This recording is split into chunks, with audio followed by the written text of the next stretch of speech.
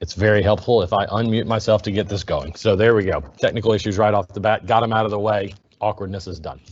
All right, let's try that again. So good afternoon again. My name is Chris Stansberry, Associate Vice Chancellor for the Division of Student Affairs, two-time alum here at ECU.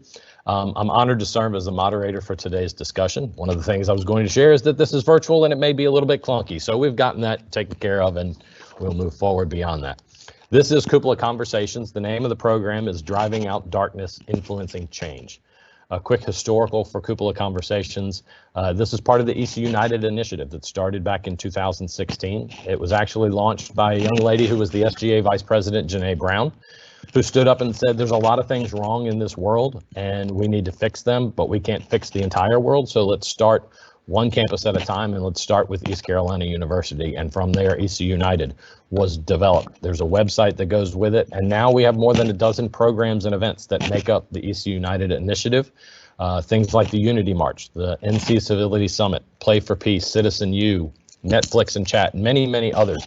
In fact, several of these programs have won national awards and accolades, and they're being replicated other campuses. We have other schools that are calling ECU that say, hey, I see what you're doing. Let's see if I can do this at my campus. And so definitely a good sign for things, but we have much further to go. ECU United, in short, is one student, one staff member, one faculty member standing together to make our campus better. And from there, we can carry our empowered message to the world and try and influence meaningful change. And that's the goal. I am the moderator for this discussion, and I will try to keep the conversation moving as best we can. I encourage you today to be intentional listeners as we go through this conversation. Mark Lamont Hill, he came to our campus a couple of years ago, and that was one of the things that I took away from his talk that night was be an intentional listener. A lot of times we get stuck with what are we going to say when the person I'm talking to stops talking? And instead, let's do some listening today. And then we can make plans that go beyond speech and go forward. Heard earlier this week in an op-ed, Kareem Abdul-Jabbar, NBA great, had an op-ed. He's been involved in societal issues for 50 years. And he said, racism is like dust in the air. It's all around and you can't see it even though you're choking on it. You can't see it until sunlight shines on it. Simply putting things off for the next generation to try and figure them out, that's not an option anymore. The future is no longer the future, that it has to start now. What has happened was wrong. In fact, I believe in many cases, it's just plain evil and hate. And there's no justifying it. There's no way to work around it. I struggle to make sense of it. I know many of you are as well.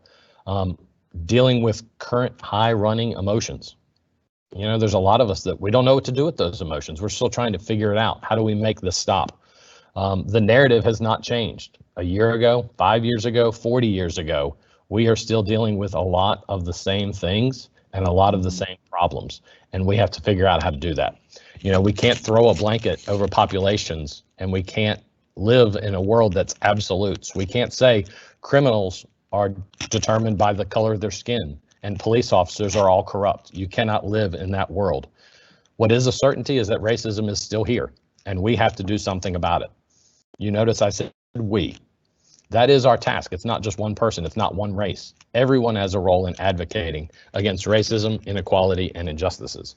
So for there, that sets the table for where we're going in today's conversation.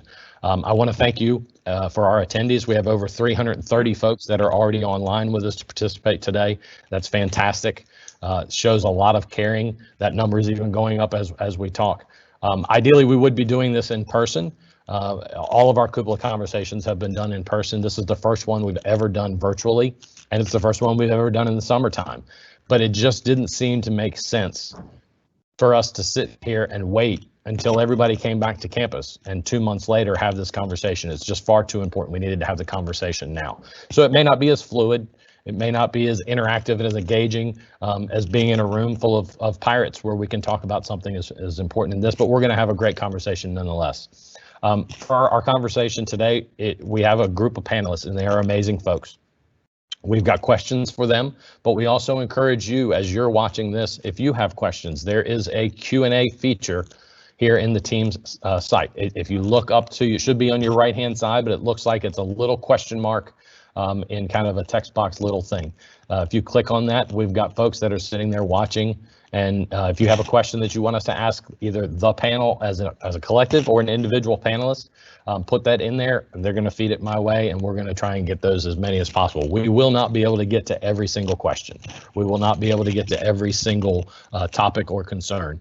But we're going to do our best that we can to talk about the big pieces and get to as many of them as possible.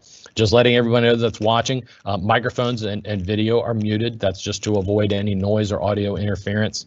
So let's just go straight to our panel.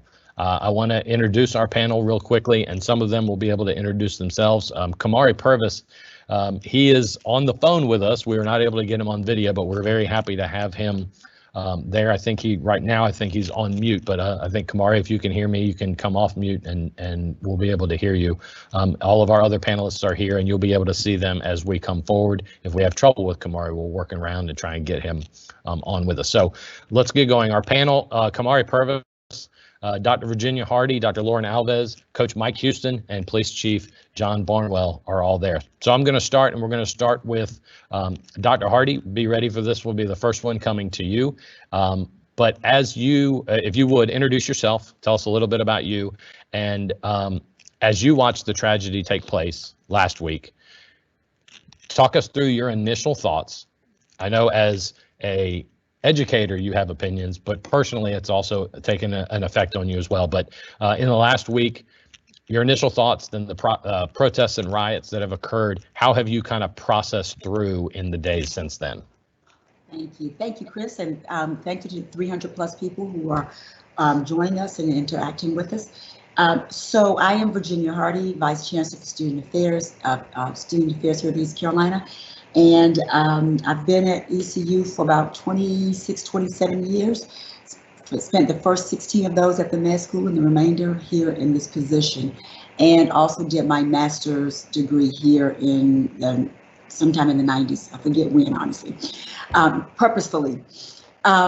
So to answer Chris' question, so I think it came to it all came to a boiling point, right, with the George Floyd death and murder, but it had been leading up to it within those weeks, right? You had Mr. Aubrey in Georgia, you had Brianna, you had the young lady in Central Park saying that, who's basically using her privilege as a white woman to say, I'm going to call the police on you, and I'm going to just change my voice, be distressed, and get you, right? And the police are going to come get you, basically. And then you had this in with Mr. Floyd. So all of those pieces within weeks of each other kind of had things that were just too overflowing. And with Mr. Floyd, watching that, to be able to see that live, was extremely painful, extremely frustrating, and worrisome. I told some people earlier that one of the most vivid pieces of that video, in addition to the knee on Mr. Floyd's neck, was that that police officer did this with his hands in his pockets, which says a lot, right? Being very cavalier, very, very comfortable in doing this. So that sends a whole different message for me. But my emotions have hit the gamut of being extremely upset, to being frustrated, to being disappointed, to be downright angry, to being fearful, and actually to being sad and being very emotional about it and shedding some tears about it. And then you couple that with the protests. And while we don't agree with the looting and the rioting and the destruction, that's a small part of the protest and what we all call agitators and distractors. Very small part, I do believe. And but the protesters, to me, that was a cry of oppression, that these individuals had been oppressed, and they have said, we've tried to do this in a number of ways, the correct way, and now and nobody's listening, nobody's done anything, and now you have to listen. And we do. This is a turning point for our country in being able to figure out how do we dismantle this thing called racism. We may never cure it, we may never get rid of it, but we can be actively engaged in dismantling it day by day. So, thank you, Chris. Thank you. Coach Houston? Well, I think, very similar to Dr. Hardy, I think that, you saw things kind of building up to last week, and, the Ahmaud Arbery incident back earlier in the year, which was, watching that video is disturbing. And then you couple that with, George Floyd, the video there last week. And I just, I watched it one time. I have no desire to ever see it again. The feelings that went through me at first is just shock. It's, why are these things still happening? This is, and then it moves to just, disappointment in our society, disappointment in those police officers, anger that this still goes on, sadness at the bigger problem when you see the impact it's having on people. And I think it's moved, this week's been a challenging week. And I say that I'm blessed to be in the position I'm in. And, but, as I've talked to my players this week, and we've talked multiple times, and I talked to our leadership council, this is not the world they want. This is not the world that any of us desire for each other.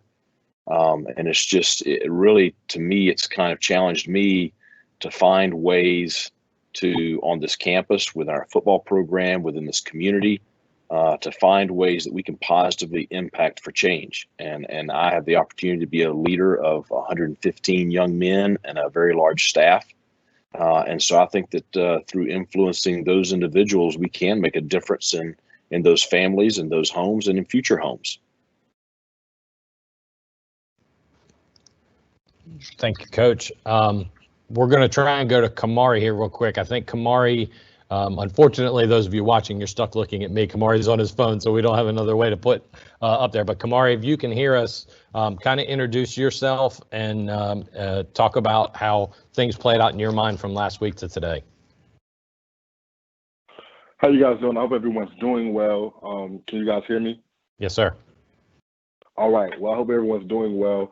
I'm the current president of NAACP student, of course, student at East Carolina University. And I think one thing that I've taken from all of these things is I think that, in this world, it's become too normalized that we have desensitized ourselves to the fact that we have watched the death and the threats of death on African-American lives in these past weeks, whether it be through rioting, whether it be through protesting, or whether it be through the videos of Breonna Taylor, Ahmaud Arbery, or Christian Cooper. I believe that, the simple fact that we're able to have these conversations without invoking the amount of emotion that it deserves or the amount of passion that it deserves is something to note.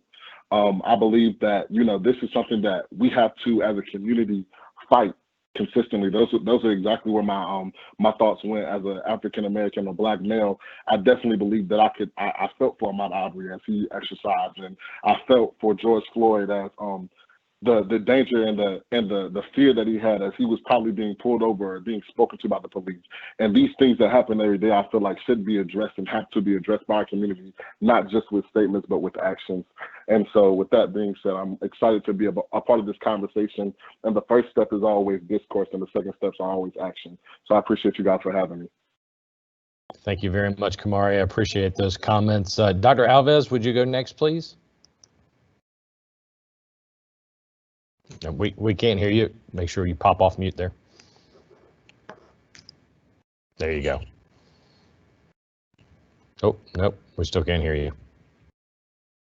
How's that? There you are. Sorry about that. Thanks, Dr. Hardy, for inviting me to be a part of the panel.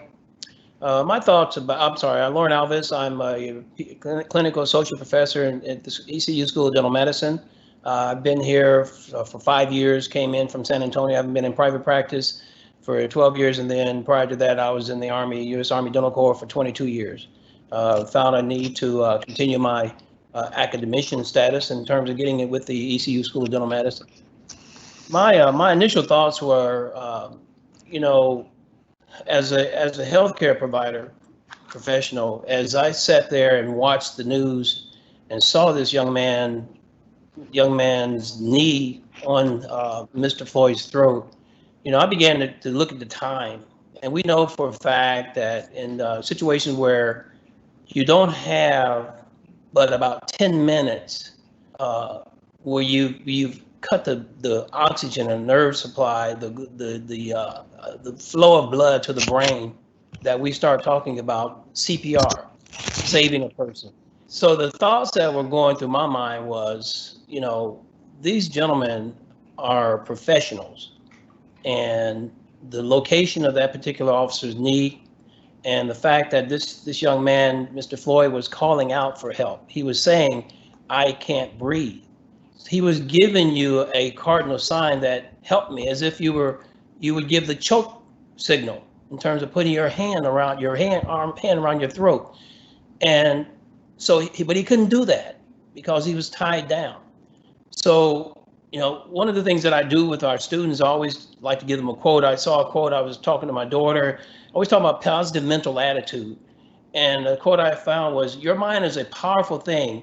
When you fill it with positive thoughts, your life will start to change. Mr. Floyd had nothing but negative thoughts because he could feel the life going out of him. I don't know what the officer with his knee on was thinking about. He certainly didn't have positive thoughts, and the other officers just prancing around and watching.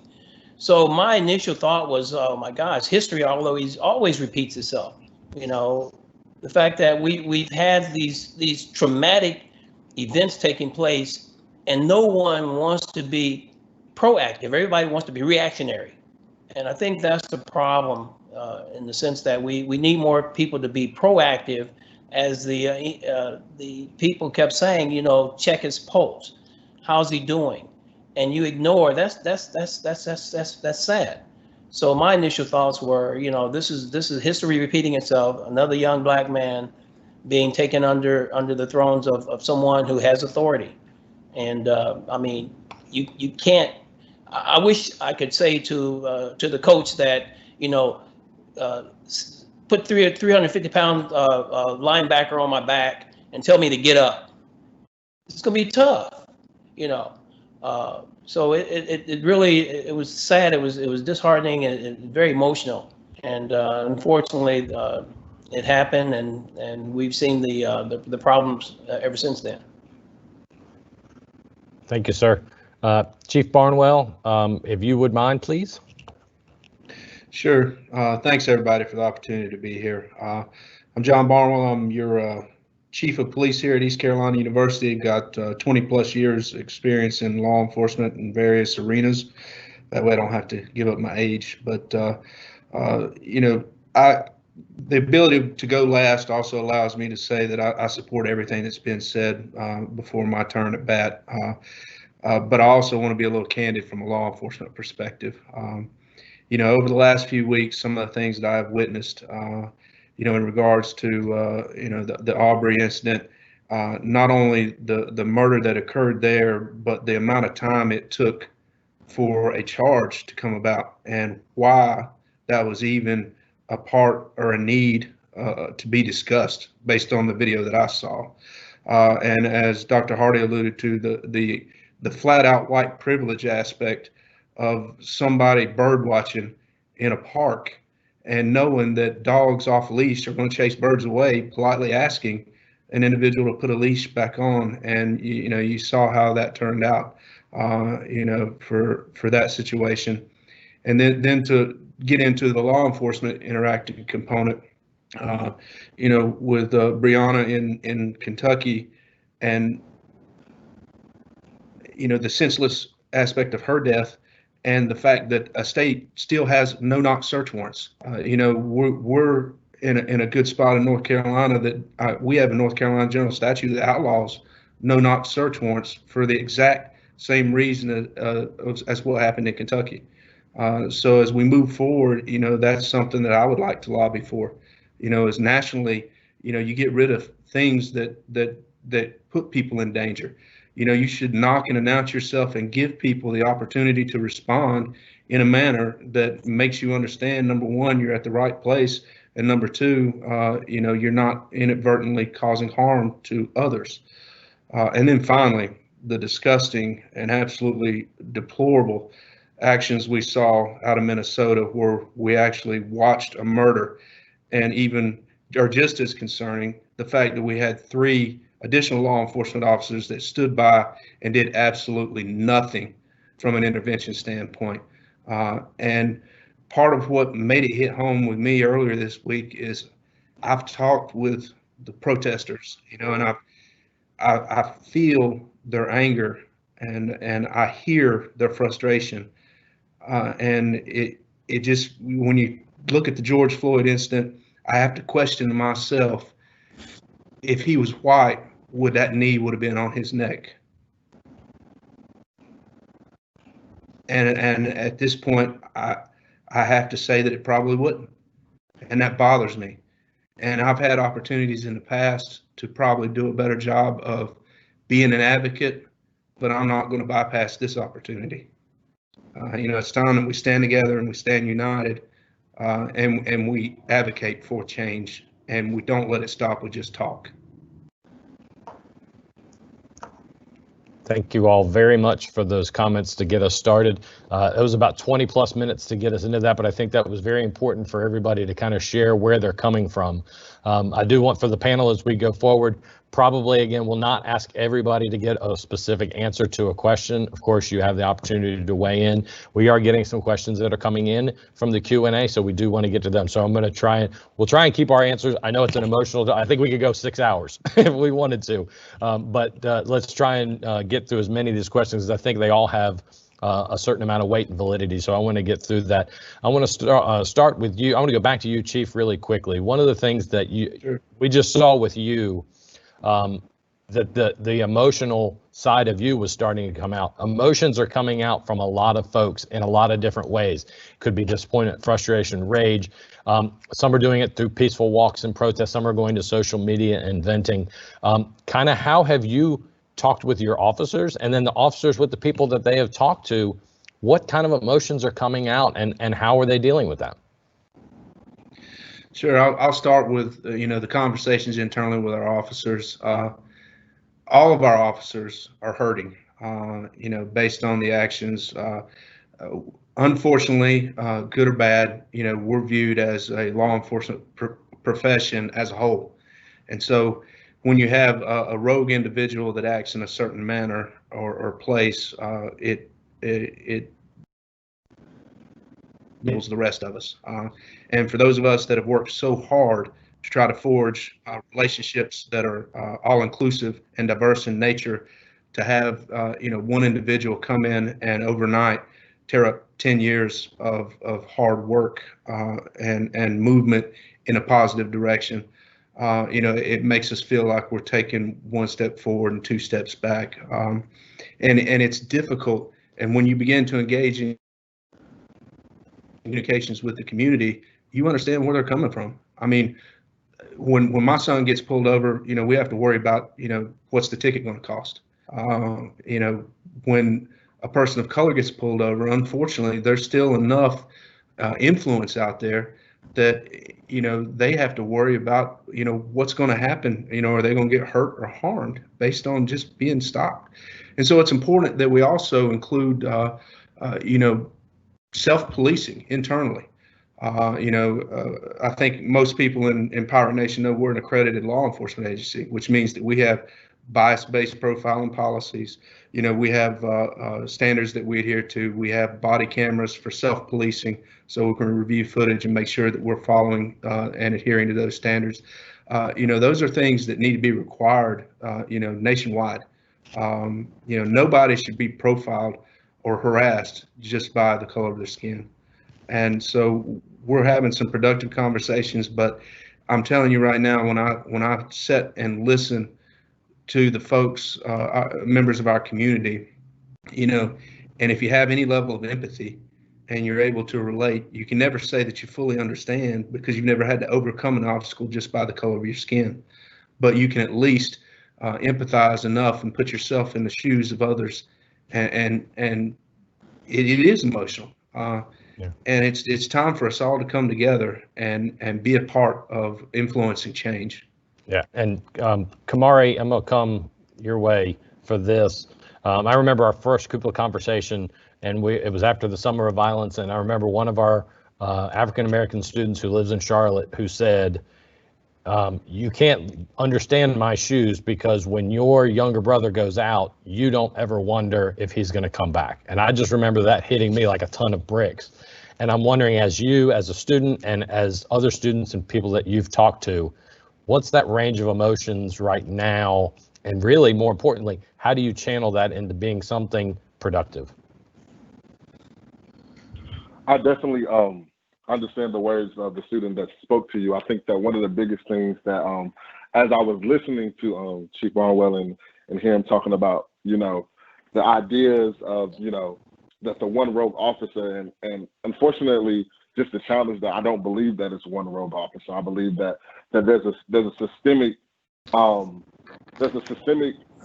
system that really honestly just outpours into places of power and really can take over. And unfortunately, if it was just one, I don't think it would be that hard to appease the African American people or communities. But unfortunately, it's more than that. And with that being said, I think that some of these times when we see these images, when we see these pictures, they give us flashbacks.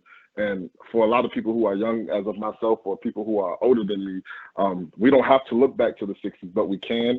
We don't have to look back to the 80s, but we can. And sometimes we can look back to last week or 2 weeks ago. And as we go out and, as we go out and protest and we see the same level of sometimes aggression faced with us grieving and us pouring out our emotions and really begging to be heard, as we see that these peaceful protesters across the country are still being faced with the same aggression, with the same systemic racism, with the different level of standard when it comes to always holding us to a higher standard when it comes to the point of us going through and how us being policed even as we grieve and as we mourn. It is like distasteful of the fact that people can decide or try to dictate the way that we outpour, the way that we outcry. The truth to be told is that we're tired of being subjugated to that system. We're tired of being subjugated to racism. We're tired of being subjugated. We're just tired, and we're flat out tired. And so with that being said, as a member and a leader of my community and who speaks for other members and who stands beside those members, we're tired and we're done waiting for change to happen. And so with that being said, we as a community are fighting even our own institutions that we call home to make change and to push change. And at this point in time, I believe that this is a true time where it's either you stand with us or you stand against us. And those are really just the two lines that come down to where we're going when we come in regards to change. We're done waiting on tomorrow. Today is the time for change. And I believe that our people are ready for that. And I believe that everyone else should buckle up and get ready for it too. Thank you, Kamari. Dr. Hardy, I want to come your way for the next question. A couple of these have been similar. I had a question, but it also relates to a couple that have come in from folks that are watching too, that we are in 2020 and racism obviously still exists. And we need to go from just talking about it to effective change. We need to make positive action occur. Some of the questions that have come in are saying a kind of a new term is anti-racist, meaning that they're actively working to confront racial inequalities in power and in systems of power and policies.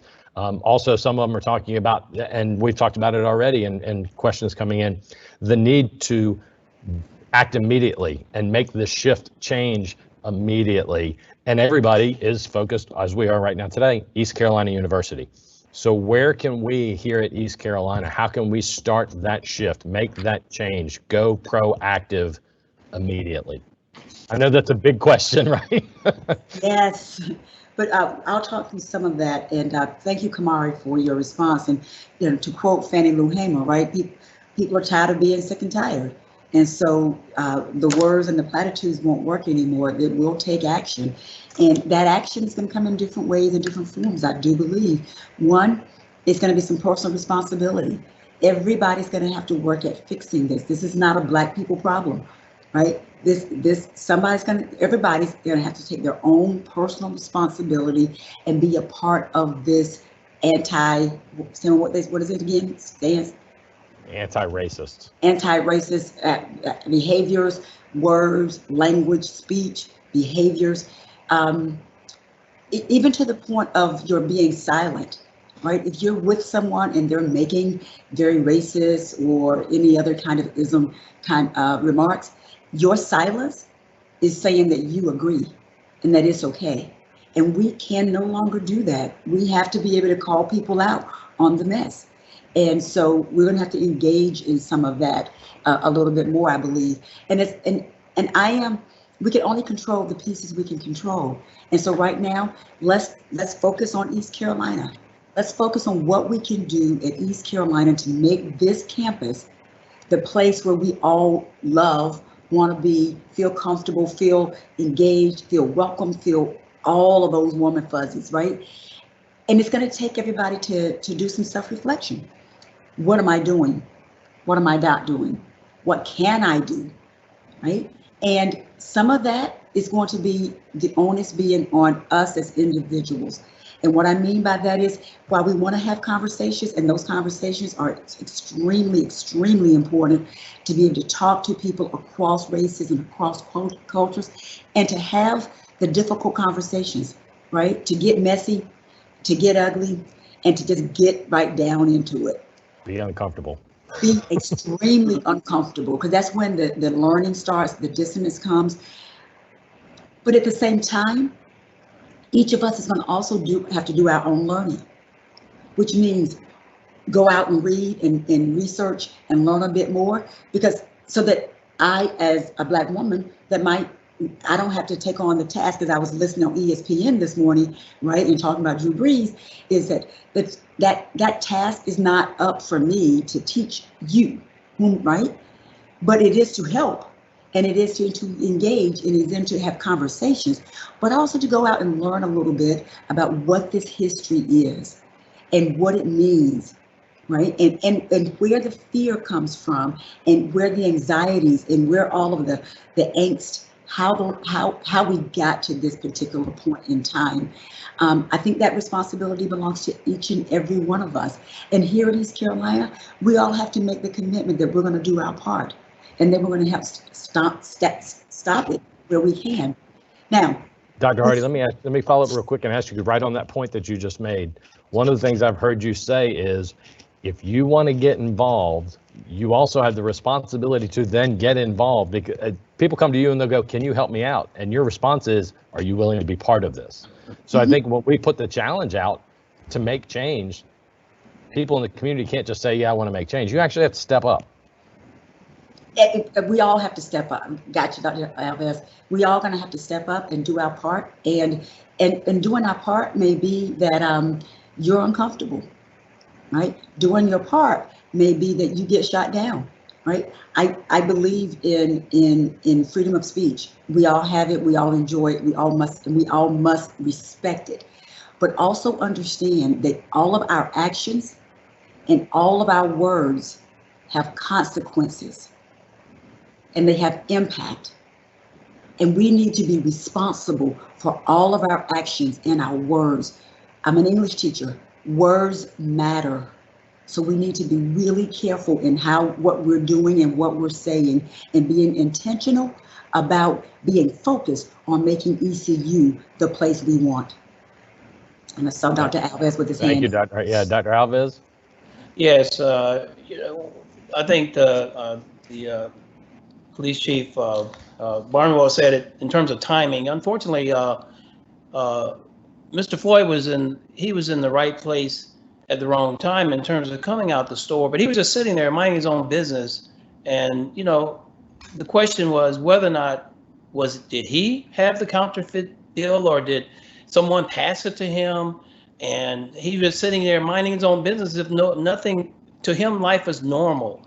And unfortunately, our kids now, they feel life is normal, and that it's okay to sit in the car, and on your way home from school, you've studied well, and all of a sudden the police officers bust in your car, tase you, and accuse you or assume that you're part of the problem of these rioters or protesters.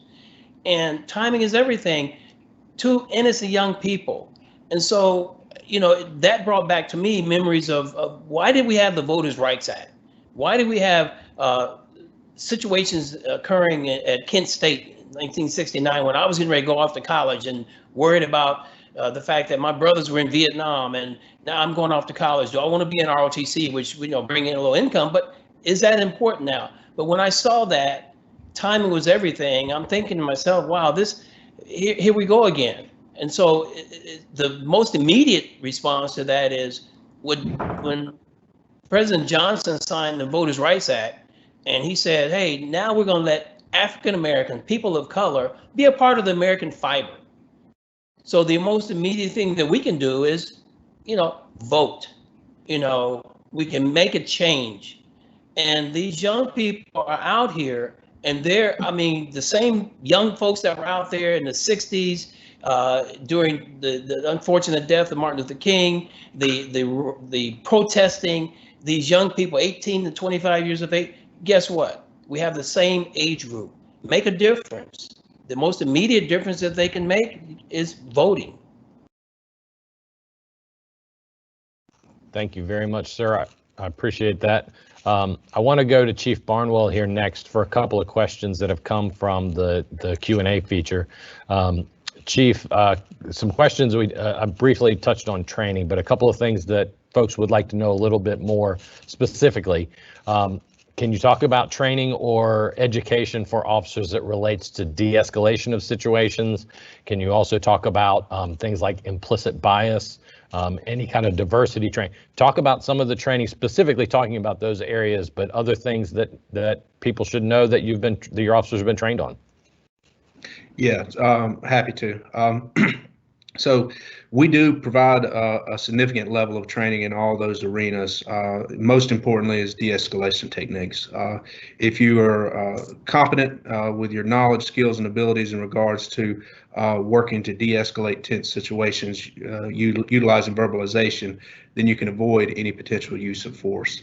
And I think that's one reason why our use of force cases are so low on a yearly basis. Again, being an accredited agency, we have to track all that. Anytime a level of force is used, we have to fill out a use of force form, which goes through 5 levels of approval before it even reaches my desk for review. And that's to ensure that nobody hides any type of behavior, that it's being looked at all the way up through the highest of levels. Again, requiring body camera footage, being able to review that. But again, most importantly, as an institution, we require diversity training every 3 years. I require it every single year in person, except for this year because COVID-19 didn't allow that to happen.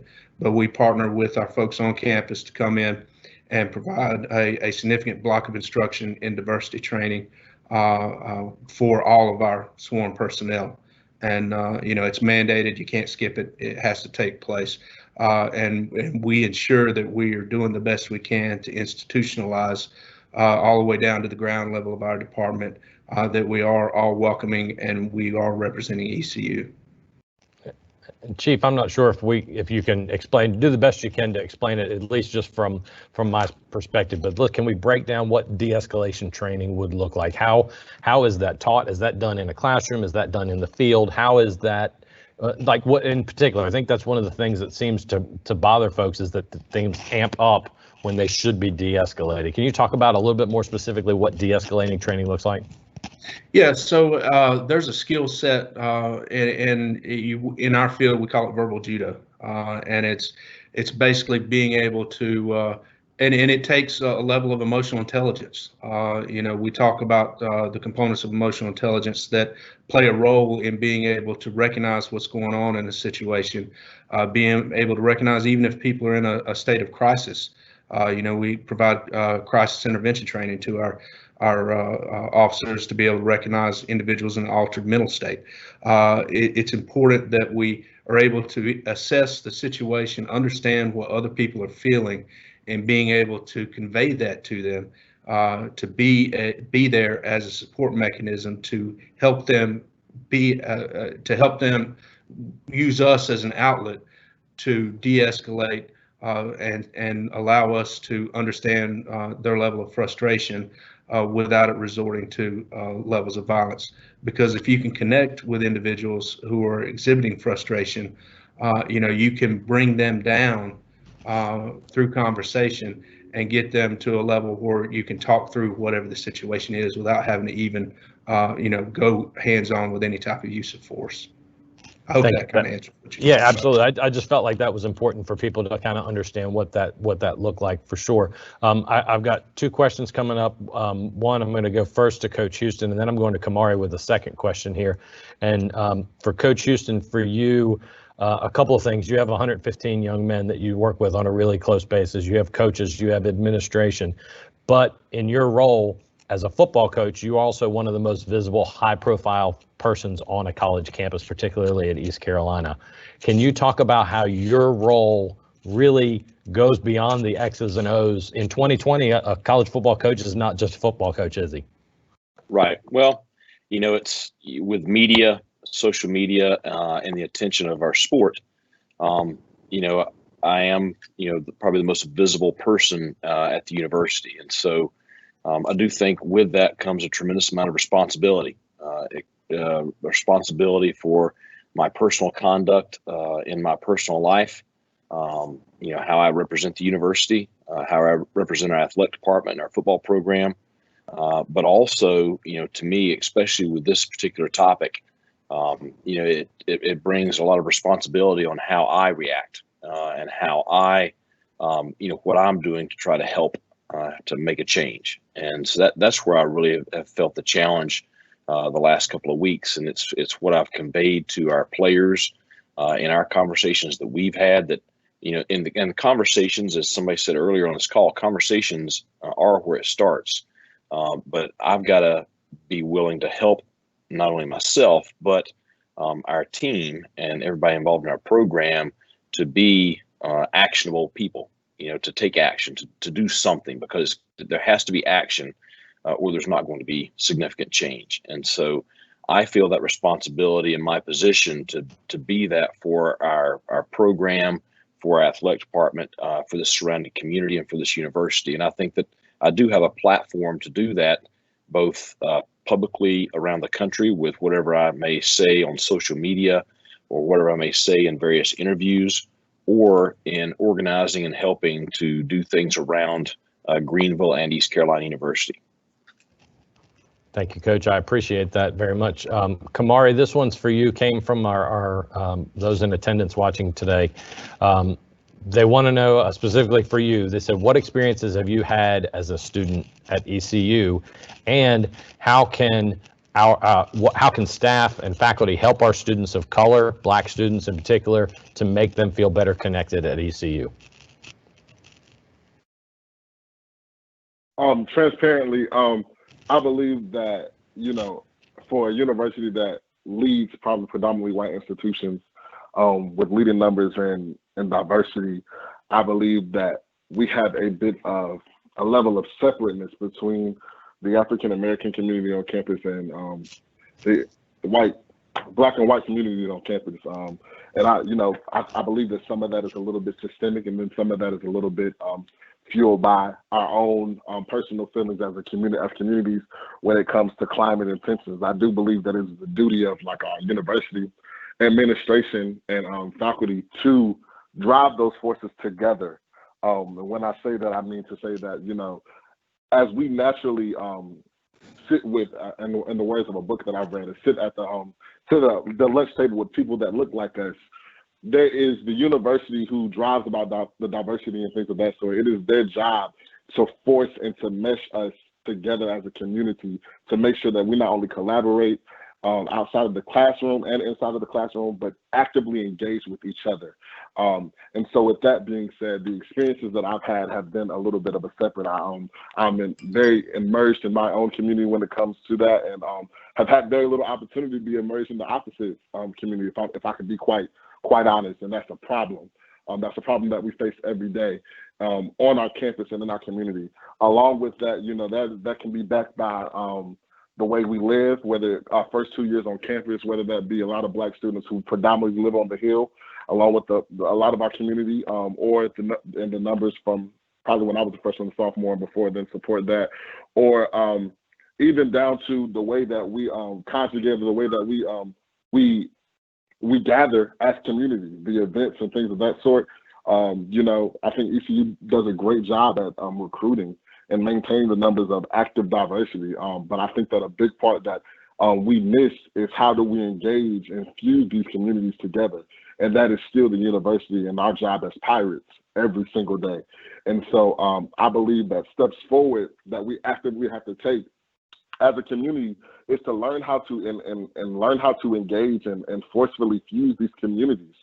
We have, if we really want to be the leaders and the light bringers and the change bearers that we want for tomorrow and the pioneers for our communities, we have to lead these conversations and lead these spaces that will cause us to initially be uncomfortable around each other, but still understand that that's how change always begins. We always begin uncomfortable. And so with that being said, not to go into specific, specific experiences, but to really just talk about the lack of, honestly, integration, the system that forcefully segregated us.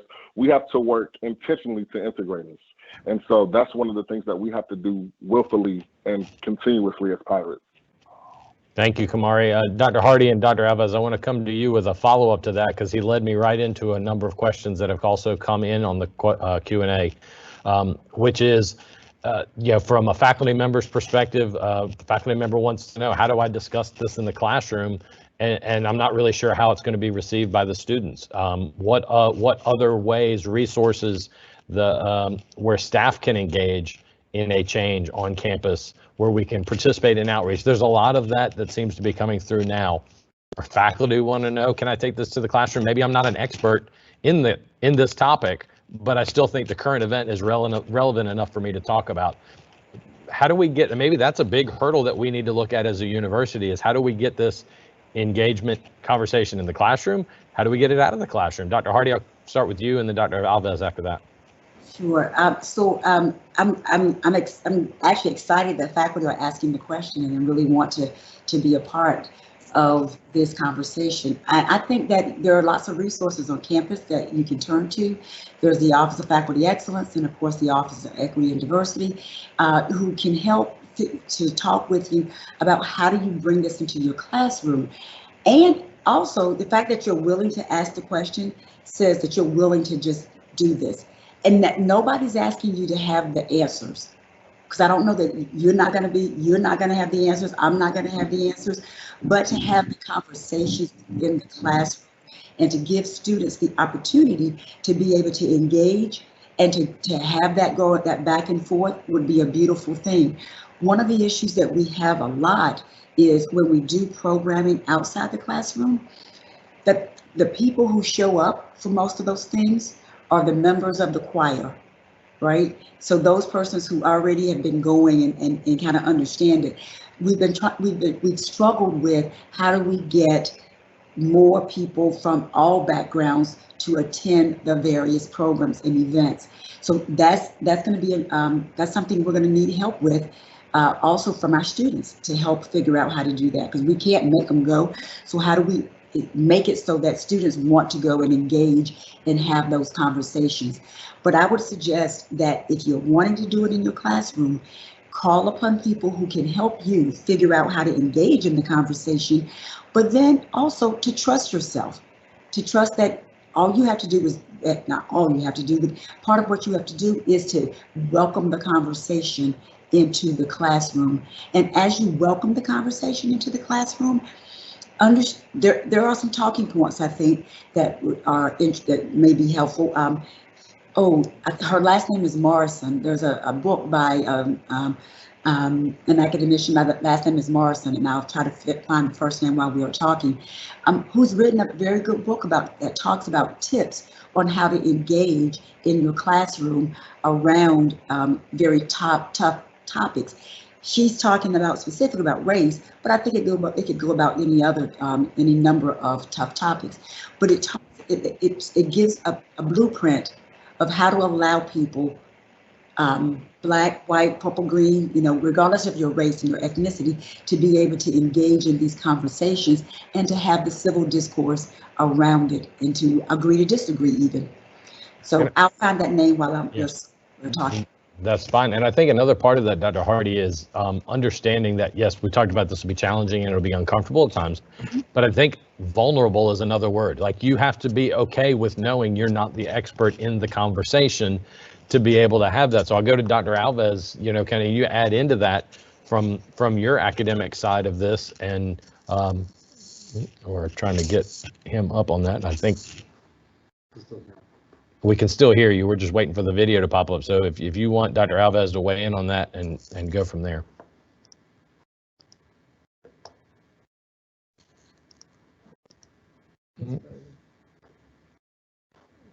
All right. I think we're having a little trouble getting to Dr. Alves. Kamari, I'm going to come to you if you can still hear me. I know you wanted to weigh in on this as well. Yeah, I definitely want to weigh on this. I believe that with what Dr. Hardy spoke about these being uncomfortable conversations, I believe that it is our university's duty to make sure that we ensure that we are training our faculty and our staff to actually be able to navigate and to really lead these conversations.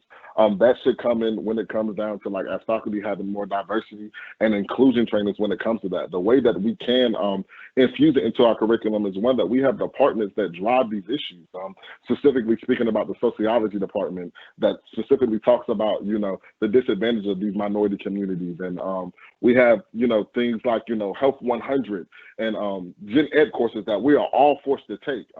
I believe that as students, as a university institution, it's our job to educate our pirates. And so with that being said, and we can infuse these courses and these teachings and these learnings into Gen Ed courses. These type of teachings should not be optional, and it should not be taught in optional spaces. These are things that should be taught in everyday learning spaces, and that should happen in the classroom along with opportunities to dive into deeper outside of the classroom. And so with that being said, we have to learn how to infuse it into our direct curriculum, not optional, through like Gen Ed courses and Health 1000 and things that really actually affect these minority communities that we serve and go into the class. Our classroom is our #1 diverse place on the whole campus. Why not start there? Mm-hmm. Thank you, Kamari. I appreciate that. Dr. Hardy, did you want to jump back in? I agree with what the Kamari is saying in that regard of it happening, starting or at least happening in the classroom, and whether it's it's all Gen Eds or Health 1000, since everybody has to take Health 1000, that is a good place for it to happen. And the other part to that is when those conversations happen, everybody involved in those conversations will have emotions around around whatever it is. That's okay. You got to set the stage for the emotions to happen, and hopefully for people not to be defensive about what's transpiring, but to be emotional is okay, and to not agree with everything is okay. But we won't start this process. We can't start the learning. We can't start the dismantling. We can't start any of this action until we have those conversations and do it in a way that we can all learn. Because this is not about saying Black folk tell white folk what's happening and white folk fix it, right? And stop it. It's about how do we all talk about this and learn from each other to figure out what we need to do with ourselves, first and foremost with ourselves. Because you got to know yourself and be aware of what your biases are, and we all have them, and how do your biases impact your actions. So, and then from there, how do we go from ourselves to the bigger community? Thank you, Dr. Hardy, for that. I want to come to Chief about a couple of things, and I know you may not be able to speak specifically about all of this, but a couple of questions that have come in related to PD in general. We see different things around the country where departments are coming under review, external reviews, internal affairs, different investigatory type things.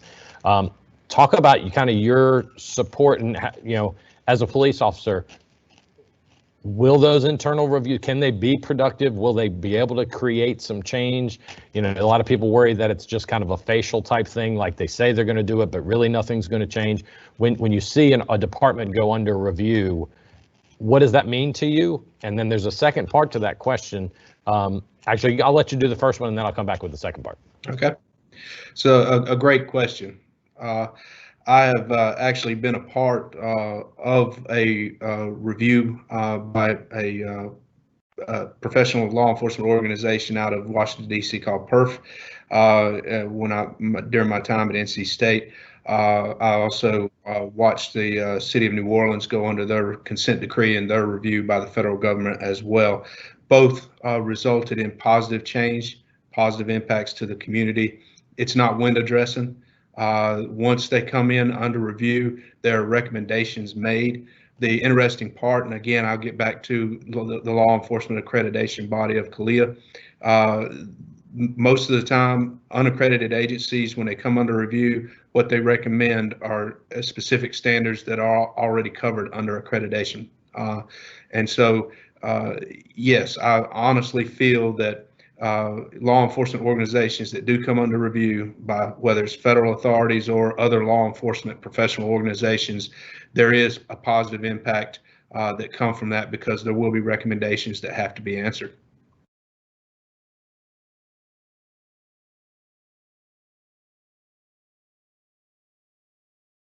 You're on mute. Thank you. A lot of times we'll hear an officer who has had numerous complaints remains on active duty.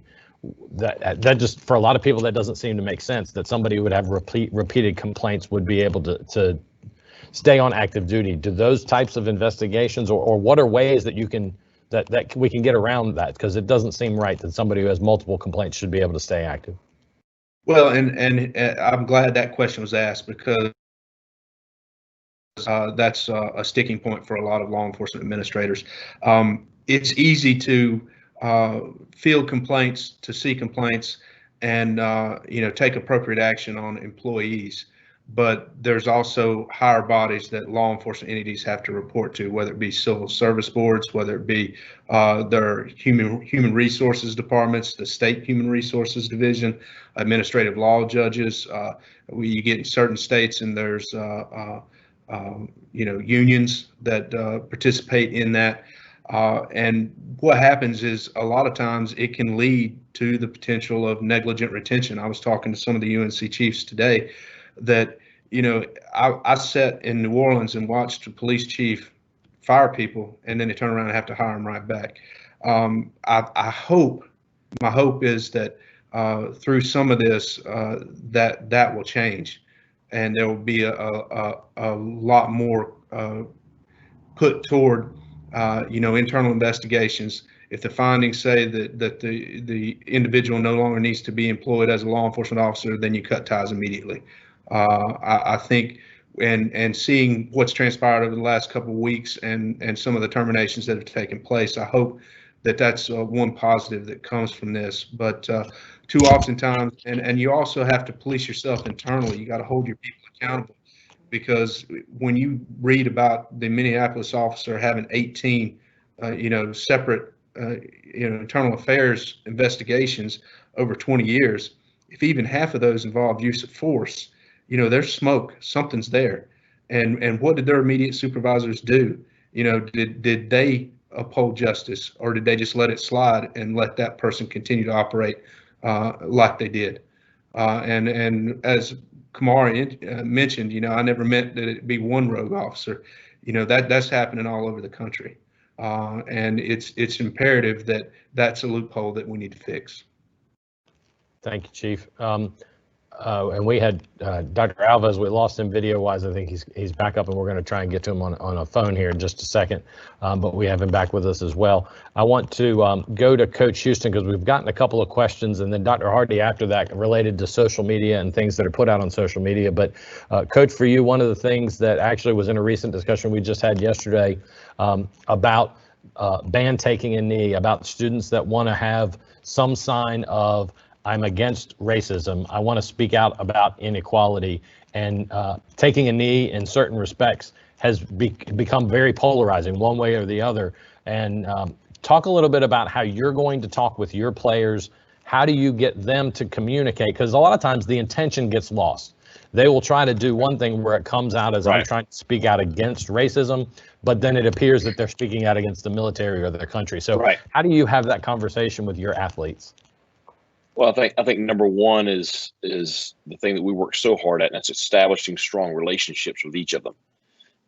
You know, and just them knowing that we care about them as human beings far beyond the field of play. You know, I have an open door policy with our program, which means, you know, they're my priority.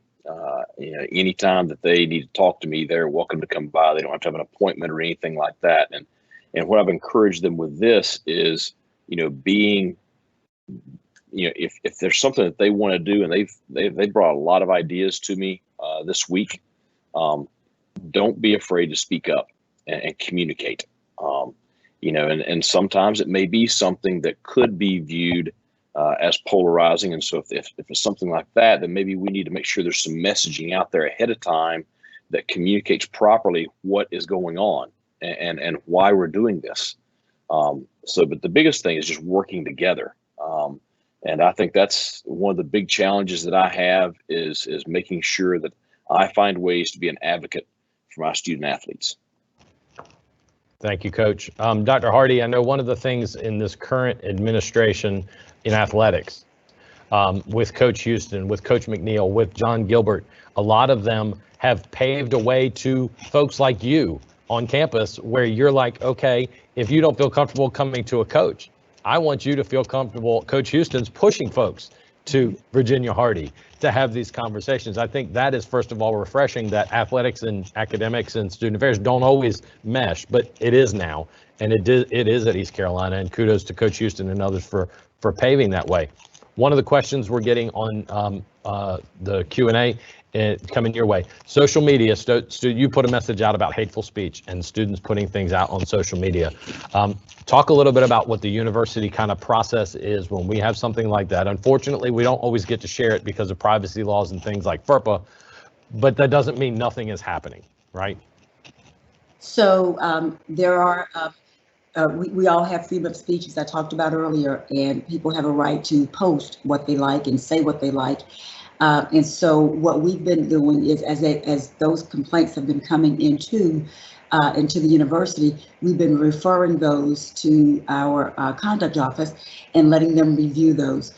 Most of those are going to be protected by freedom, are called protected speech and protected by First Amendment. Some of those have threats or things that can be perceived as threats that are embedded in them. So the conduct office will review any of those or all of those, and then where some of those things might go against some of the conduct, the code of conduct, then they go through the process, the conduct process.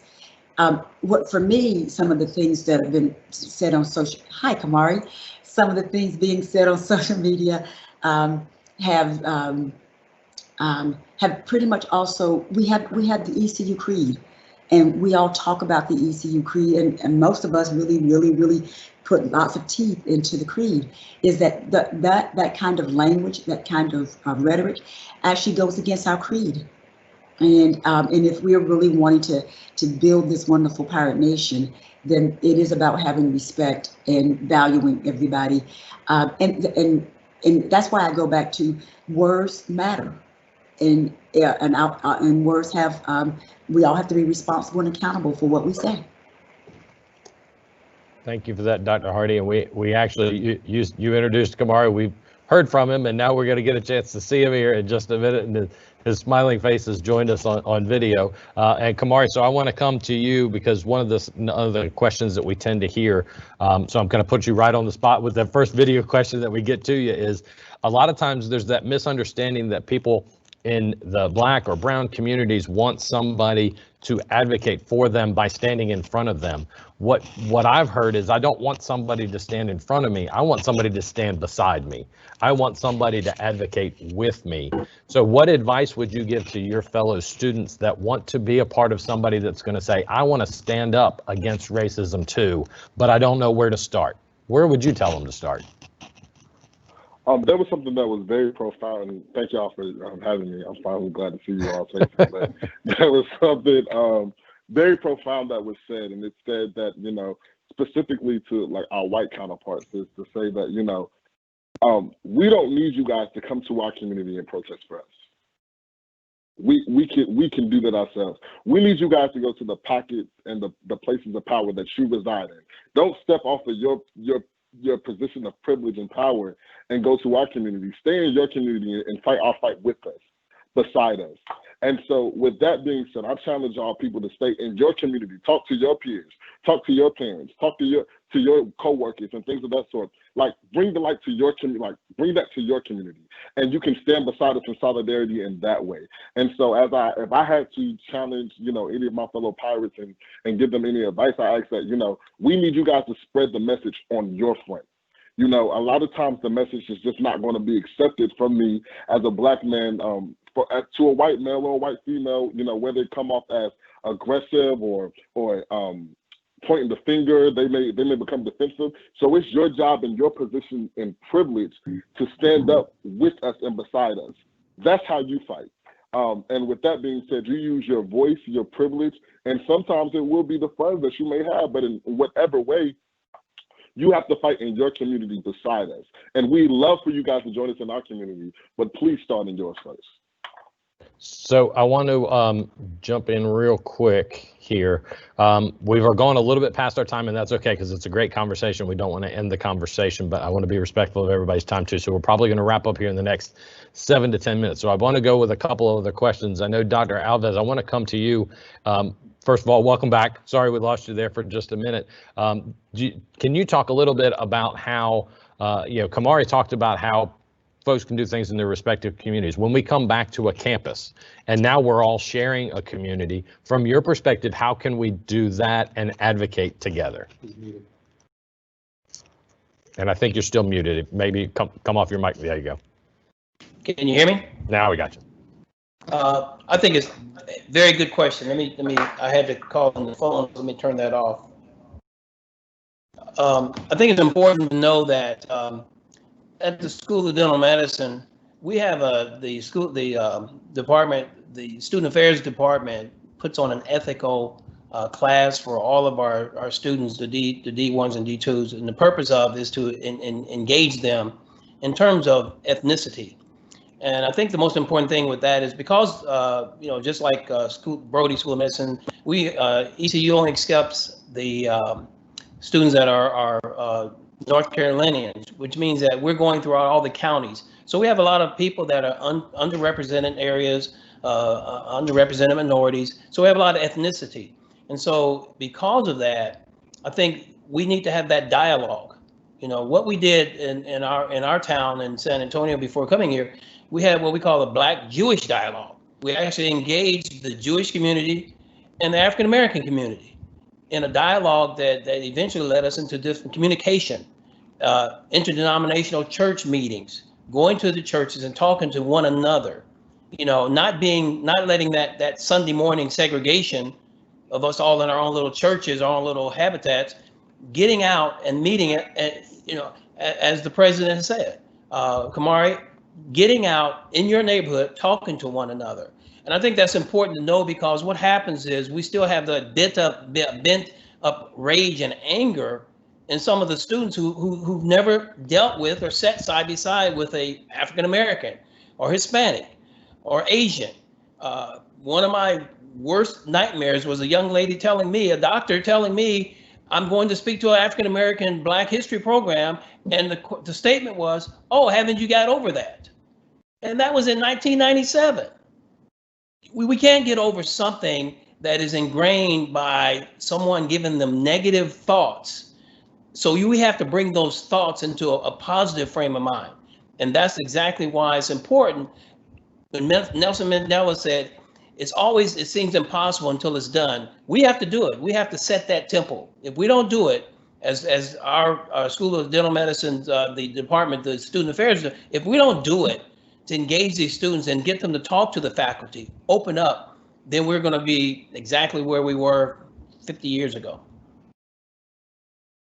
Thank you very much, sir, for that. So we're going to come, I want to ask everybody one last question, and in about 30 to 45 seconds for this answer for each of you.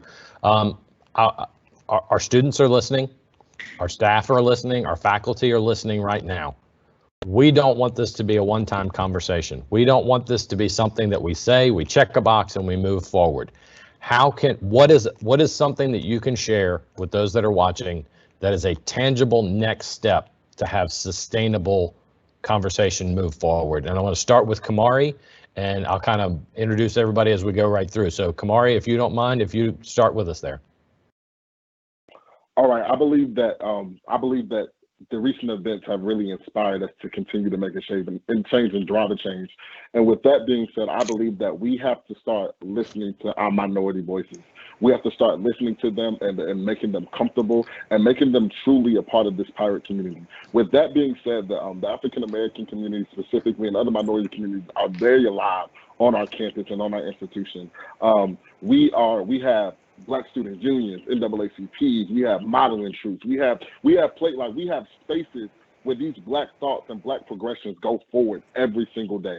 It is the job of the university and us as pirates to engage those discussions and not just discuss, but drive an agenda and a plan in order to enact this change. There was a statement that was released regarding the agenda of like past and present Black leaders discussing some of the things that we would like to see, whether it be more diversity in faculty that represents the same student representation as it does with our staff and faculty representation. There's so many, even talking about having to, what we talked about, invoking and really fusing the curriculum, these big conversations. And so with that being said, I beg of everyone on this call and everyone that's listening to not let this fall on deaf ears and to not just start talking, but let's start moving. And so that's where I will lay my anchor at. And I appreciate you guys for having me. Thank you so much. Thank you, Kamari. Don't go anywhere yet. Thank you, though. We appreciate it. Dr. Alves? I think it's important to be proactive, as I said earlier. We got to take one intercession at a time, where you're face to face, as Kamari said, you're with your neighbor, with your classmate. We have to talk and get that discussion out on the table. I think that's the problem that we're having, that no one wants to really discuss and find out about my personality, my background, my culture. And I think that because we have so many cultures here at ECU, that we have to start doing that. If we don't, again, we're just having a conversation right now that's going to be soon cut off. And so we need to continue and get that engagement, making that discussion happen. One of the most important things I must say is that we need more faculty of color. We have the students coming here, they see it, what they see is what they'll be, is what our slogan is for 100 Black Men of America. And if they don't see us, they're not going to be us. So we have to start helping to have our faculty here so that we can engage them, put our arms around them, feel comfortable about talking to them, not just on the student body level, but also on the faculty level. Thank you, Dr. Alves. Chief Barnwell? I think Kamari hit a lot of the points. We need to continue to listen, and we need to participate with them in our forums and in our neighborhoods. But I also want to say that we as ECU Police Department stand with you, and we're willing to participate with you once we get back going here on campus. We look forward to helping to trumpet this forward. And then internally with us, one of the quick things that we came up that we noticed as a shortcoming is the law enforcement bystander intervention piece. If we see somebody utilizing excessive force when we're responding to a call, we're now going to provide training on how to address that and how to intervene appropriately in those situations. It's unfortunate that incidents like this brings that type of weakness to the forefront. But again, I sat and watched 3 officers do nothing while another officer choked the life out of somebody, and that's unacceptable. Thank you, Chief. Dr. Hardy? I think you're on mute. Sorry, I caught you off guard. So I think some of the more tangible actions that we can do, more immediate actions. One is some continuations. We need to continue with educating our student body as it relates to civic engagement, right? And that is getting out to vote, as Dr. Alves said earlier, making your voices heard through voting, knowing whom you're voting for and why, not just the national election, but your local hometown elections as well, in your statewide elections. They matter just as much, if not more so, than your national president election. So we want to continue to do that. The other thing I would say is not just faculty that we need more of. We need more diversity as it relates to administrators, people who are in decision-making positions. We need more folks in those areas as well. And we all need to do a self-assessment around that, as for those of us who are doing hiring. The other one is immediate action, and I know my folks will be very happy with me. So faculty members that are listening, we will be contacting you directly to talk to you about how we put the in-classroom and the out-of-classroom two things together. So we will be doing that immediately. And then my last thing is what Chief Barlow just said related to bystander intervention. We are doing some of that right now. We're going to continue and wrap that up a little bit more. So check. Thank you, Dr. Hardy. I appreciate that. We'll clear our schedules for coming up. Coach Houston, if you would weigh in, please. I think you're on mute as well. There you go. Yeah. It's being 25 years doing this and growing up, being playing football and basketball, growing up running track. Obviously I have been surrounded by some incredible people that had a different skin tone than I do, and I'm thankful for those friendships and those experiences, because they've really helped me be a better person today. And and as I look back on that, it prepared me better for the job that I have today.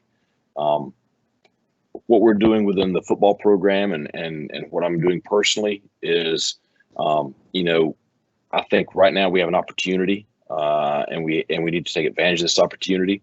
One thing that I've tried to do with our student athletes this week is try to encourage them to find ways to properly take a stand, to speak out, to communicate what they're feeling. On one call this week, I stated my feelings and what I felt and went through, and then I opened the floor and just encouraged them to talk, and it turned into about a 45-minute conversation where there was dialogue from a lot of different people, a lot of different perspectives, based on their experiences and how they viewed the incidents of not only last week, but of the last 6 months or so. So I think encouraging my student athletes to speak out. Some tangible things that we're working on right now within the program is, we have our team and our leadership councils putting together a social media piece that should be out sometime next week, that I feel like is going to come across pretty impactful of what they stand for and what they want for not only our program, but for our institution, our community, and our nation. Another piece, Dr. Alves and Dr. Hardy, is we are Teron Williams, Eric, he has your name. We're working to ensure that all of our student athletes are registered to vote in November, either absentee ballot back home or here locally in Pitt County. And then the last is we're working to do a couple of community outreach events in July when our student athletes are back here on campus, to be a more public stand for what we how we feel about this issue and what we want. So as far as change, so just a few things we're working on, but I think the key is to not just let it be in the next 3 months. This has got to be something that we're continuing to do a year from now, and hopefully we can do that. And last thing, Kamari, just when we get back on campus, I would love for you to come by and sit down and visit with me a little bit and just get to know you a little bit, because you're a really outstanding young man. Yes, Me too. I appreciate it. I actually would love to enjoy the talk to you all. I really just want to state that, I certainly don't stand by myself. While I am one, there are several others who have the same mind and the same message and mentality as me. So I encourage you all to reach out to us, and I can get you in contact with them all. Absolutely. So I would say, if I may say one more thing, is that I hope that all who are listening, and particularly our students or our faculty and staff, but definitely our students, they understand that this is a journey, and that it took us for over 400 some years to get to this spot. It's going to take us a little while to unlearn and undo some of this stuff that's happened. So stick with us and stay beside us and continue to to hold us accountable and to keep us honest in this process. But come with us on the journey. Thank you. Coach Houston, you still there? Can Yes. Coach Houston hear me, Doug? Yes. Yeah, I hear you. You know, as I said earlier to you, I'd like to come out and talk to the guys, young men, and I don't want to do any drills with you, but I'll certainly come out and No, we're going to take you up on that. sound. Okay. Yep, look forward to it. All right, thank you. I want to thank our panelists, Coach Houston, Kamari Purvis, Doctors Alves and Hardy, and Police Chief Barnwell. I want to thank you for your candor, for your honesty, for your passion, not just for today, but what you do and you bring to our campus every single day. So thank you for that. A couple things in parting. This has been recorded. We are going to work on getting this up on the ECU United website for folks that want to see it at a later time and want to view it and go back to this. Ironically, I heard this song right as I was coming into the Student Center today, and one of the lyrics to the song said, "Don't hide in the dark, you were born to shine. In a world full of hate, be the light." And I think that is just so perfect to where we are right now.